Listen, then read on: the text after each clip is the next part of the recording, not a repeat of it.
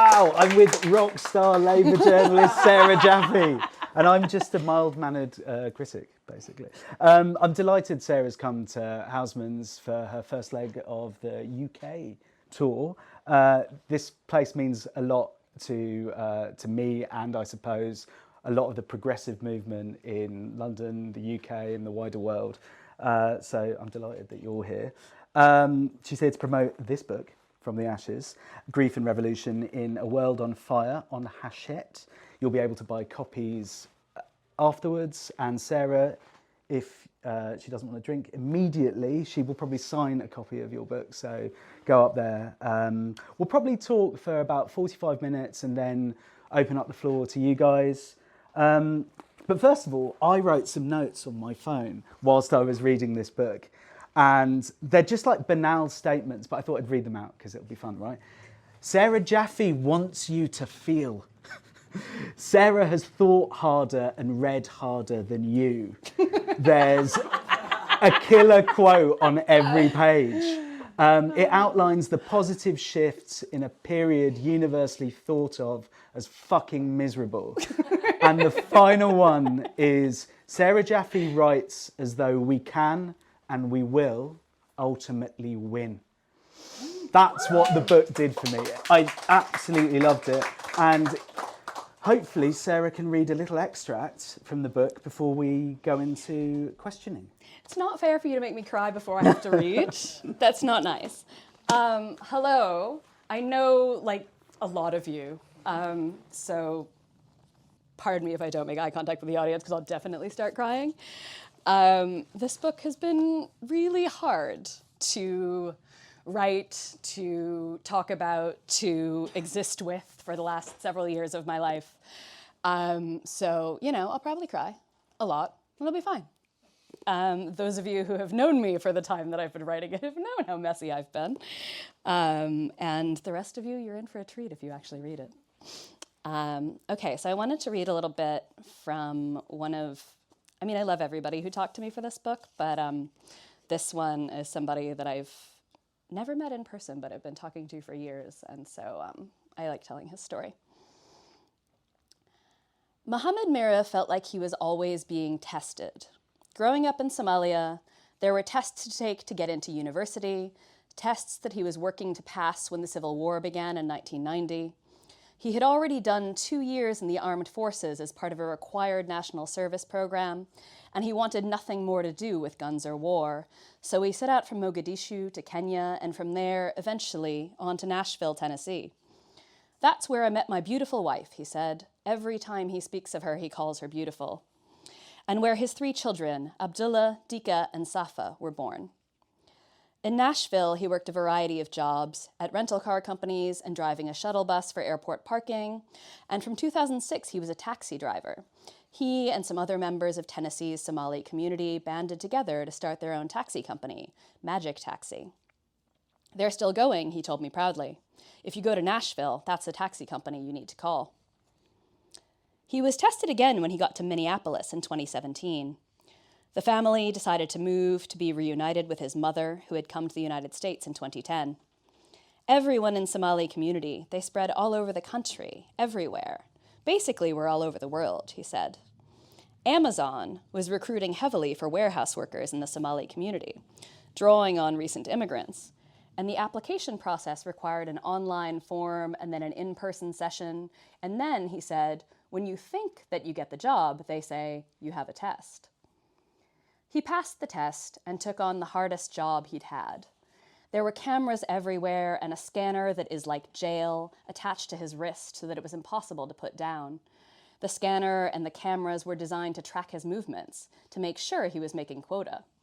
Every 3 seconds, you have to stow one product, he said, products brought by robots to the workers to be packaged.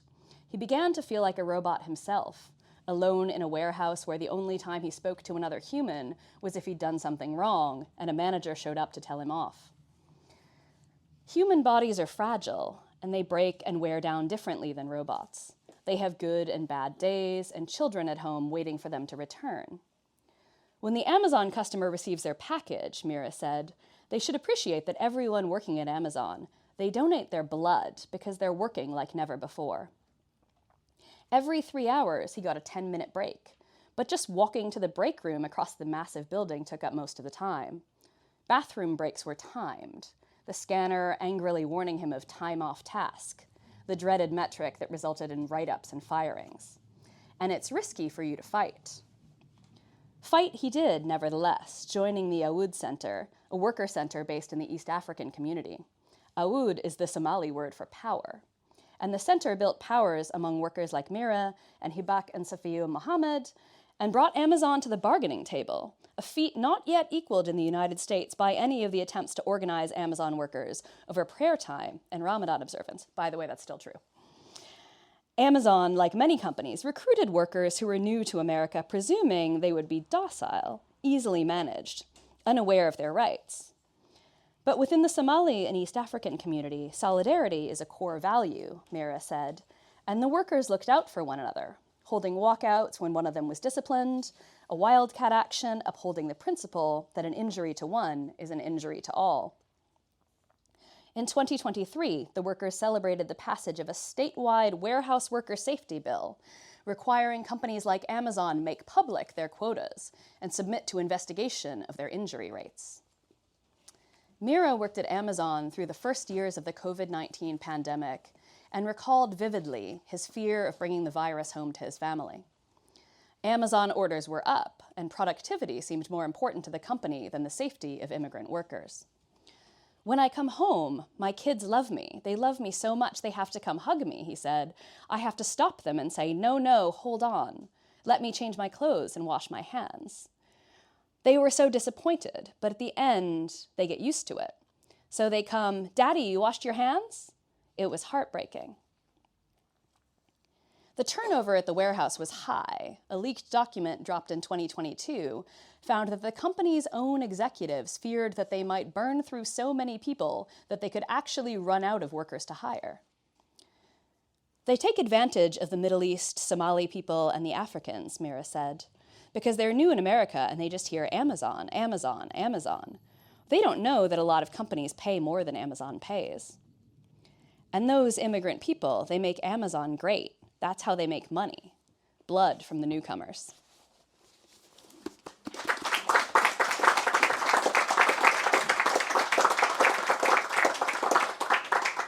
Now, Sarah, you know I'm a fan. I reviewed Sarah's first book close to 10 years ago now, Necessary Trouble. It was possibly the first positive review I've given to any book at that time. But I loved it. I genuinely believe you're the paramount chronicler of like political organising of this like era. So I come from this as a fan. I do want to ask, this is your most personal book. You do write a lot about your feelings and emotions and the sort of messiness around it. You know, you bring in your private and your like familial experiences of grief and loss, as well as the kind of process of rebuilding. Yeah. But why now? Why in book 3? So, I mean, I got interested in grief because my father died, right? And that turned my entire life upside down in ways that I could not possibly have imagined, including the fact that I spend like slightly less than half my time in this country so they don't deport me.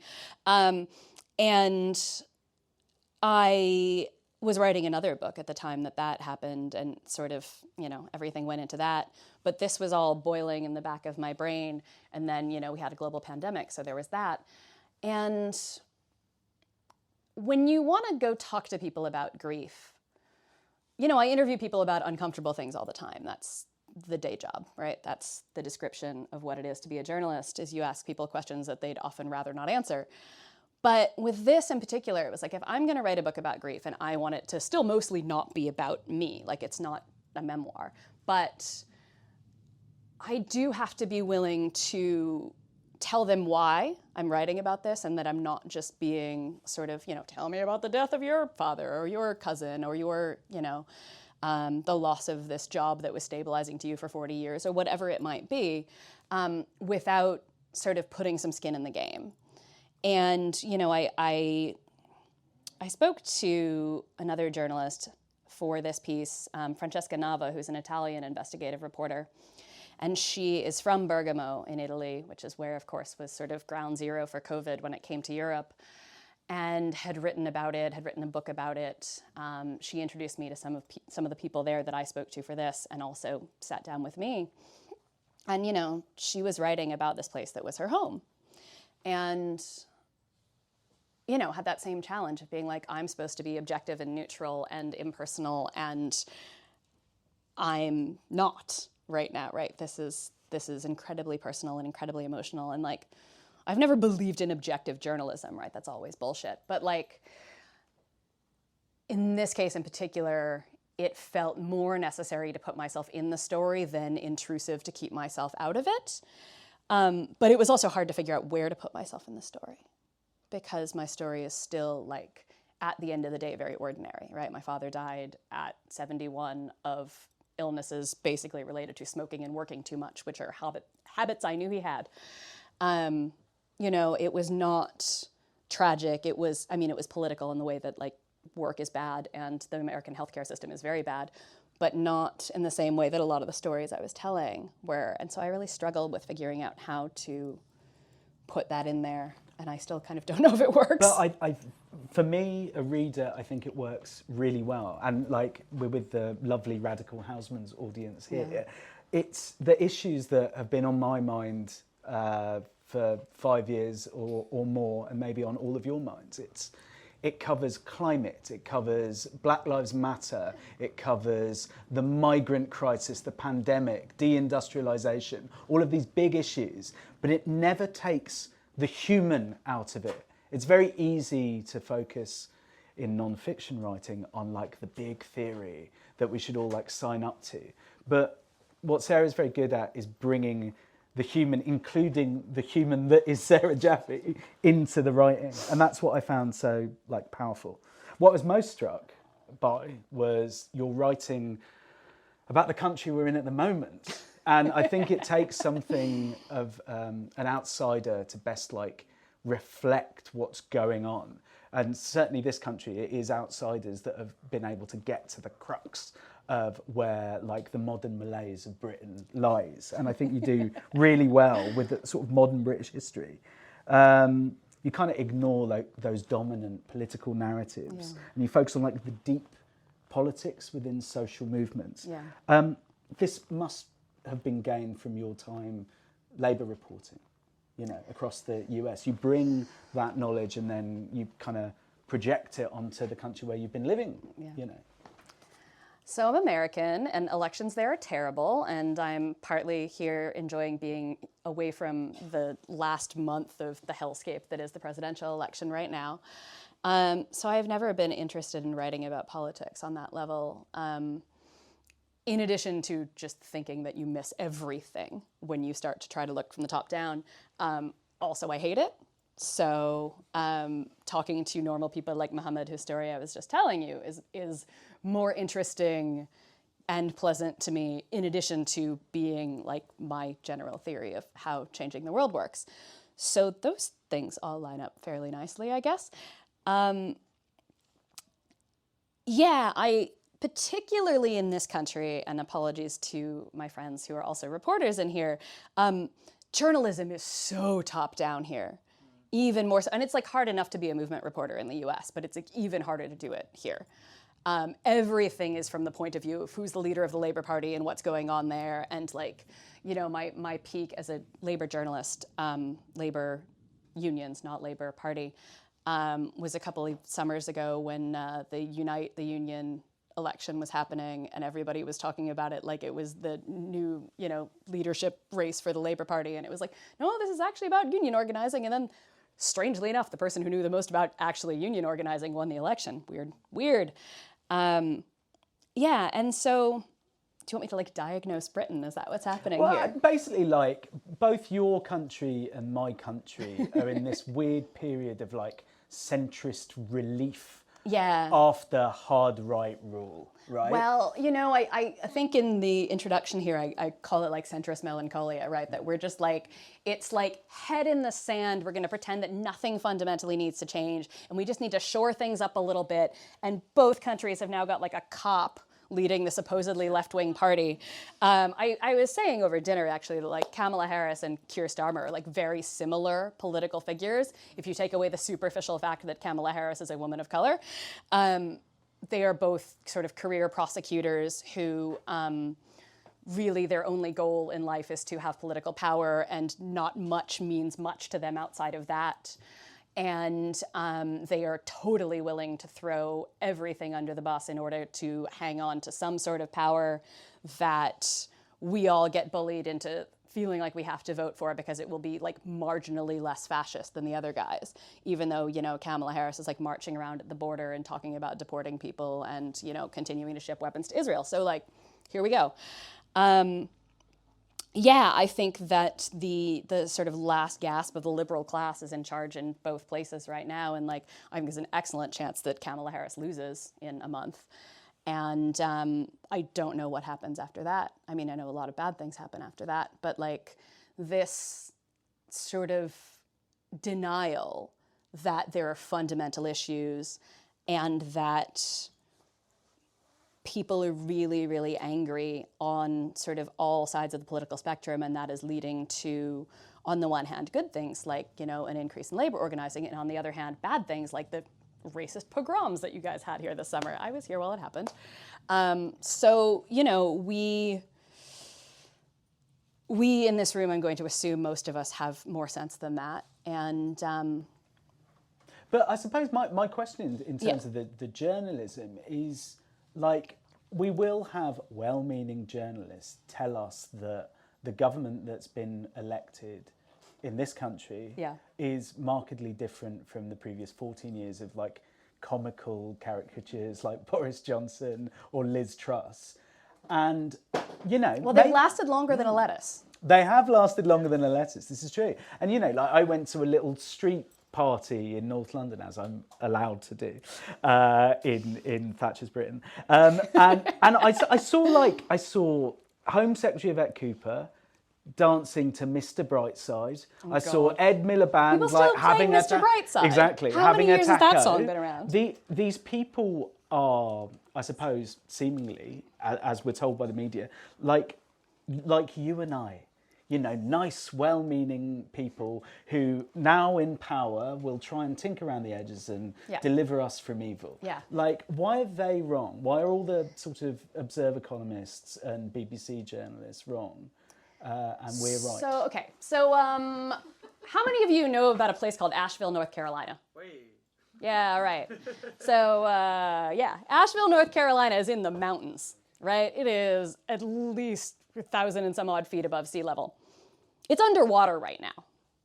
Still, more than a week after the hurricane actually hit it. These are places, Asheville it's a beautiful little place. And it has been marketing itself as a climate haven for a while now, right? Because it's in the mountains and it's off the coast and it's, you know, a lovely place, and, you know, hipsters should all come move here and open, you know, coffee shops and DIY whatever businesses, right? And that's great, except it's underwater. It's a little town called Spruce Pine, North Carolina. I know James Meadway knows where that is. That is one of the 2 or 3 places on the planet that you can get a certain kind of high-quality quartz sand that they use to make semiconductors with. So this is all happening because climate change. And neither the Democratic Party nor the Labour Party has any idea how fucked we are. And like, you know, I live in New Orleans for as long as it exists. And every time I leave New Orleans, I make sure that I have like anything that I can't lose if there's a flood and it's not there when I go back. Because I know that there's a chance that it won't be there when I get back. And so, you know, the last chapter of this book is about climate change, obviously. And when we're talking about climate grief, which is a subject that comes up a lot these days, right? But mostly what people actually who are writing about this are like, they're mostly writing about climate anxiety, right? They're mostly writing about like people who are in places where like the thing hasn't happened yet, except the thing is already fucking happening. And tinkering around the edges was not going to work 15 years ago. It's certainly not going to work now. And like, you know, I could call some people right now if anybody wants to talk to people who are literally like mucking out businesses in North Carolina and Tennessee, which are not places that should have hurricanes. So, you know, I just like, we're doomed, guys. Let's speed up. And this is interesting because this may well be the kind of final moment of centrist ascendancy, right? You've got like definitely. the Democrats in the White House, you've got the Labour Party in Britain, you've got Macronism in France, you've got Schulz in Germany. The poster boys of the West have, in my opinion, very faltering final last throw of the dice centrism. But what fills in the vacuum? Has it been a week since Macron called for an arms embargo? Because I gave him a week to not talk shit. Yeah, I mean, look, anyway. but he's obviously kind of struggling. Oh, he's the worst. I hate him. A rock and a hard place. But it's not necessarily the people that we've met in terms of organising that will fill that vacuum. It is far-right movements waiting in the wings. And especially all four countries, but let's go with Germany and France, have this almost lived memory of the far-right ruling their country. Oh, yeah. And yet that doesn't seem to matter anymore. So how are we able to fill a vacuum that it seems the establishment are more comfortable with the other side filling? I wish I had a good answer to that question because it keeps me up at night. I don't know is the answer, right? Like, I think we have watched, like talking of Macron, right? Like, who actually won the election in France this summer? Who actually got put in as prime minister? Is a very different answer, right? We have been dealing with a center that is, among other things, very willing to be completely undemocratic in order to keep us out of power, rather than in order to keep the fascists out of power. So once again, I think that elections are an insufficient solution to any of this. But in terms of organising, I suppose, you've got the street movements that developed in this country over summer, which I think had laid dormant for a while as someone who kind of follows these things. It definitely came as a surprise that the movements were able to cause disorder and, I suppose, national worry. National worry to a point where people pushing anti-migrant sentiment in the tabloid press were delighted to put a picture of like the SWP or Stand Up for Racism on the front of their covers going, we all unite against fascism. Yeah. Because well, it was right. a kind of desperation. Yeah.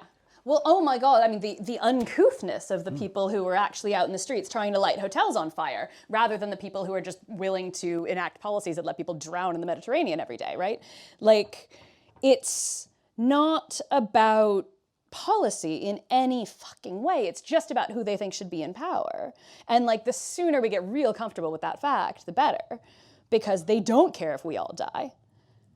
And they frankly don't care if Trump wins, or Nigel Farage or anybody else, because that is more comfortable to them and they are more willing to concede defeat on that end to move closer and closer to that end. And look, if Kamala Harris loses, it's because she's going to lose Michigan. And she's going to lose Michigan because of Palestine.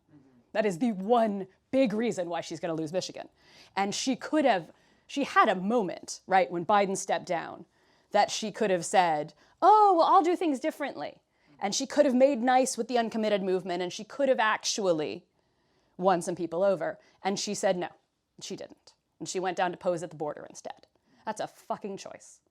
And like, there is, what is to be done with that? You can't bargain with them because the uncommitted people bent over backwards to bargain with her. And these are the folks, if you all were not following this, that organized campaigns in the primary elections in different states to vote for uncommitted as a candidate in places where that was an option on the ballot, specifically around Palestine, so that they would have delegates who would go to the Democratic National Convention who were uncommitted in order to bargain for better policies, as in, please God, stop sending weapons. And they went, and they were perfectly willing to meet and bargain, and they wanted a Palestinian speaker, and they didn't get that, and they wanted any change in policy, and they didn't get that. And like, they're always betting that the left will come along no matter what. And like, that's not a good bet anymore. Because when you were literally watching a genocide on your smartphone, what's the difference here actually? The most powerful bits of your book were, for me, the ways that communities found hope following death. I feel that you're writing around Black Lives Matter as a white journalist is better than any white journalist I've read on it, because you seek to understand the grief, the experiences of those affected by it, and then together work with them to put it in sort of structural and historical ways. It was honestly such a beautiful chapter, and a similar thing for the stories of migration. And I just wanted to know, how were you able to, on one level, like, report on the most painful moments of historically marginalised people's lives, and also, like, make sure you and them, like, kept their shit together? We didn't a lot of the time. There was a lot of crying. There was a lot of hand-holding. There was a lot of things that objective journalists are not supposed to do. Well,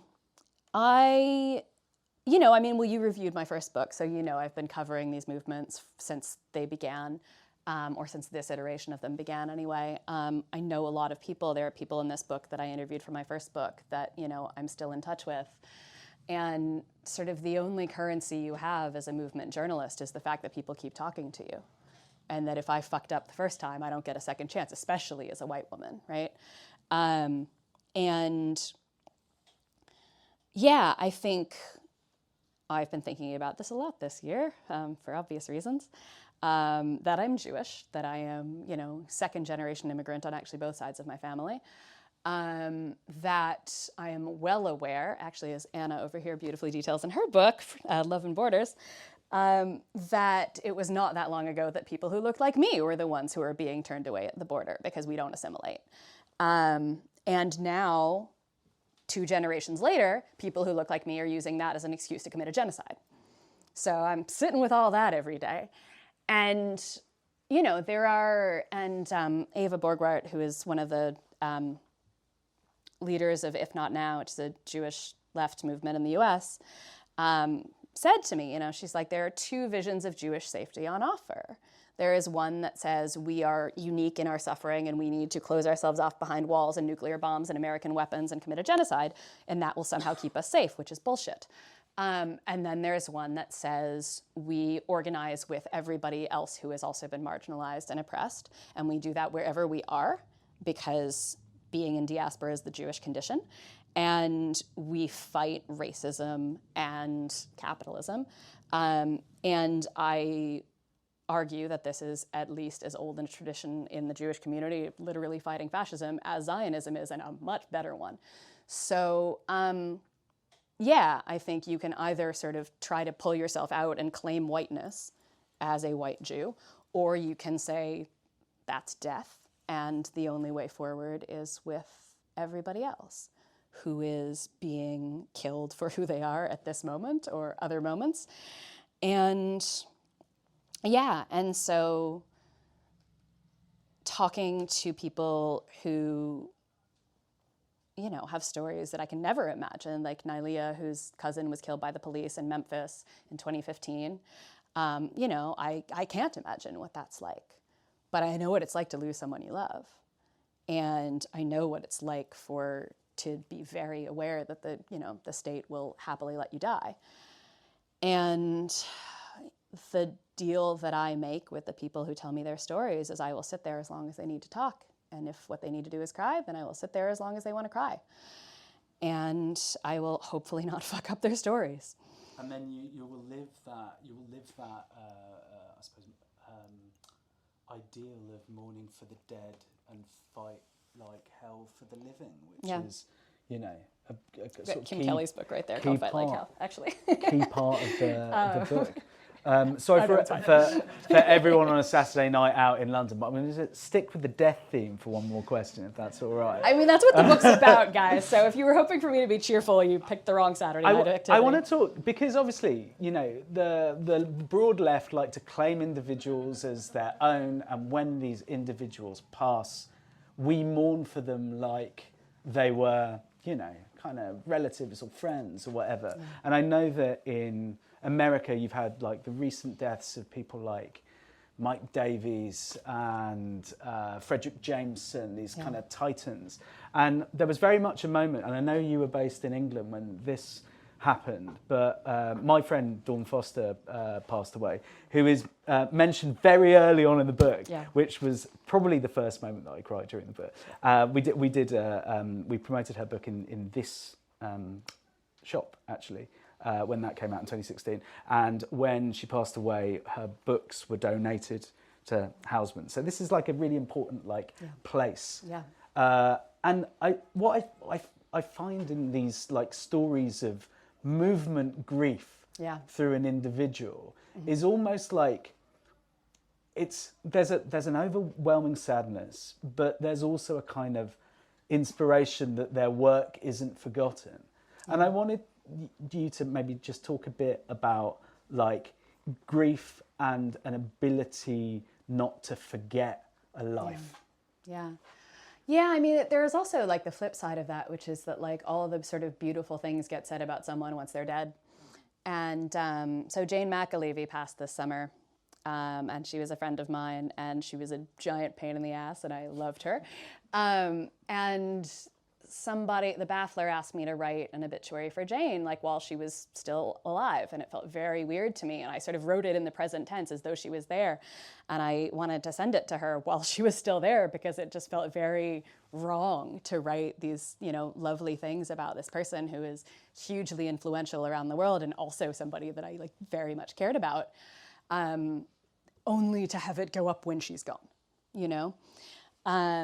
And, you know, I remember getting like, I mean, I was sad that Dawn was gone, far too young. And also I was like angry at the people who suddenly were like, oh, she was so wonderful. And I was like, yeah, and you all fired her from publications and didn't want to publish her because she was too much of a pain in the ass because she held you to account and you didn't like it. And like, yeah, there's a way that sort of everyone wants a piece of someone when they're gone. And we don't do enough for them while they're here. And that's kind of frustrating too, right? That like there's sort of grief and then there's like something else where you just kind of want a piece of something. And I don't know, like I have been devastated by the deaths of people that I never met, you know? I was really sad when Mike Davis died. I never met Mike Davis, but like, oh my God, his writing changed my life. I was, you know, crushed when Barbara Ehrenreich died. I met her a couple of times. I had a big argument with her once. I was terrified. Imagine arguing with Barbara Ehrenreich. Yeah, it was scary. I was like, oh my God, I have to tell her that I think she's wrong. But then there's also what comes out of the grieving of someone you didn't meet. It is the basis of every modern progressive like movement, from George Floyd's death to, I don't know, you know, not just BLM, but the Gaza protest that we've seen, the international solidarity, grieving in many cases. Well, and there's something different, right, about like clinging to the sort of movement celebrity that was somehow going to like save us. And like I said, I was, you know, devastated by the loss of Mike Davis, and like, you know, he would have said, get out in the street and do it yourself. But like when you are in a different moment and suddenly you see the video of what happened to George Floyd, right? Or you hear about it and you're just like, what the hell, you know? And it crystallizes in that moment everything that so many people are going through, right? That like George Floyd is killed in the middle of a pandemic. His last words are, I can't breathe, which not only echoes Eric Garner, who had been killed by the police a few years earlier in New York, but also the fact that we're in a respiratory pandemic and these are, you know, people are literally struggling to breathe everywhere.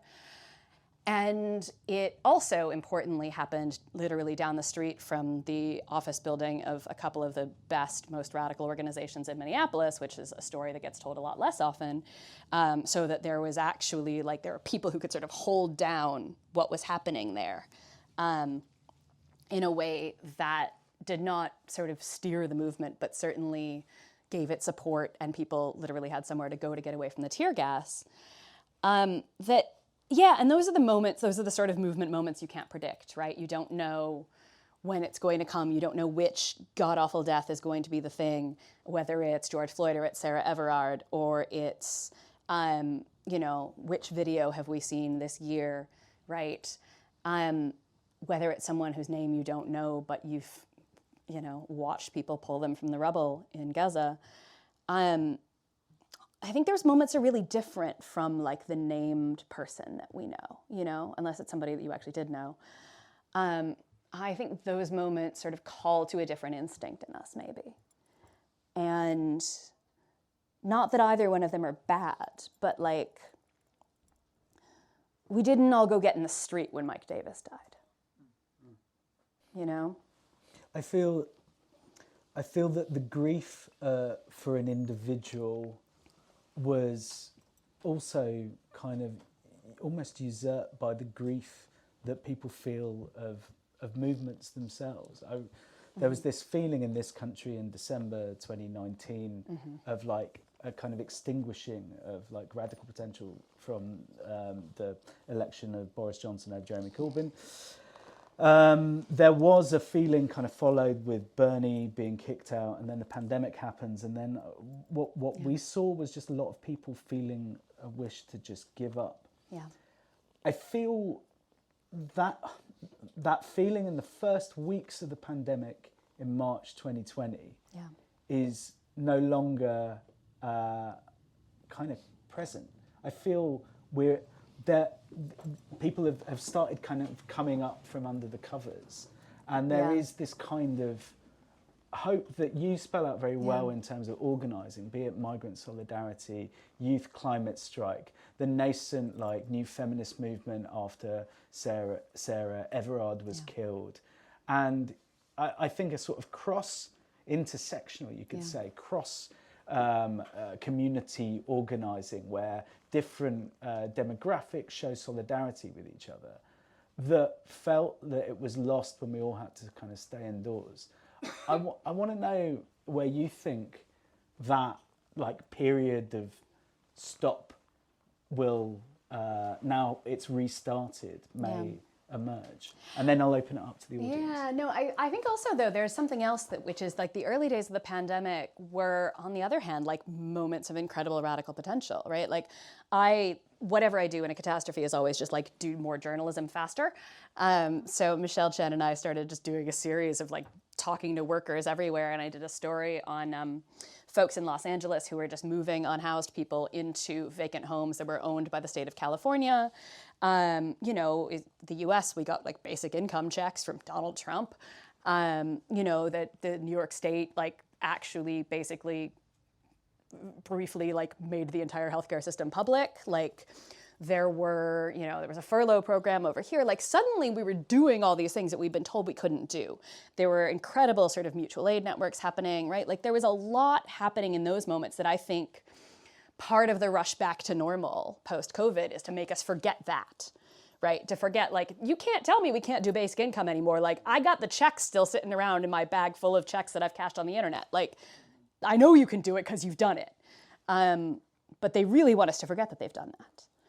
And so those moments, I think, they don't fit nicely into the narrative of like, we almost had power, but like, they are a moment when like the worst people in the world were in power in a lot of cases, right? Again, Donald Trump was president, and Bolsonaro. Right, and suddenly we got things that we have been told forever are just absolutely insane to hope for. So like, I want to remember those moments too, because there was something, I'm thinking of Rebecca Solnit, right, and the Paradise Built in Hell and the communities that arise in disaster. And again, living in New Orleans, kind of can't forget that stuff. And it's a challenge, right? Because like those are the moments when you literally start to ask questions about like, what kind of state do we need? What are the things that we can do as mutual aid? And what are the things that we really can't? And so we've seen sort of like waves and lulls and changes in tactics, and the Palestine solidarity movement in the last year has been incredible and done so much, and it also hasn't worked. And like, somebody has made these like lovely little Venn diagrams on Instagram that are like, this movement is like bigger than it's ever been and more powerful than it's ever been, and it hasn't been enough to stop a genocide. And, yeah, we sort of, one of the things I'm arguing for in this book is us to sort of look at all that very honestly, and to, even though we are in this moment of incredible urgency, and I've been talking about all of the reasons why for the last 45 minutes, but like, also we need to have those moments where we can take a breath and go like, okay, this isn't working. The thing we've been doing right now is not working. We need to do something else. We need to figure out what it's going to be. We also need to like exhale when we've been, digging ourselves out of our flood damaged house all week or reporting on genocide all week and go like, okay, ground, breathe, let the feelings hit you. Because as my friend Kelly Hayes points out, right, we've all been in the organizing meeting when somebody says something and suddenly the trauma responses are bouncing around the room and suddenly the last thing you were doing in that meeting is organizing, and what you were doing in there instead is fighting with people who you mostly agree with. And so many of the conversations that I was having with the organizers in this book who are doing tremendous work was like, and where do we have the space for that? So that when we get into the organizing meeting, we can actually talk about strategy. We can actually think about like, what do we need to do to win? How are we taking care of ourselves now in the crises, in the polycrisis or whatever the hell we're calling it this week, right? How are we taking care of ourselves when the hurricanes come? And like, a hurricane was in New Orleans. It didn't do that much damage, but certainly it flooded. And there was a video that went around the internet of a guy who was had to like punch out the window of somebody's car that was flooding and pull him out of it. That guy, by the way, is a nurse at the hospital that's now unionizing, because of course he is. And like, what are we doing so that we survive the floods when they come? And again, like literally are coming to places we didn't think they would be, and also. Because the crisis is not going away immediately. We need to live sustainably in apocalyptic times, which is a crazy thing to say, but it is nonetheless like what we are all trying to figure out how to do. It really is like a book of hope. It's like a manual. I know it don't sound very hopeful. From across the world. And honestly, every page you learn something, and it's always sort of contextualized in like a history. You get both the theory and the practice. And I'm really just delighted that I got to read it. Before I open it up to you guys, can we give Sarah a round of applause, please?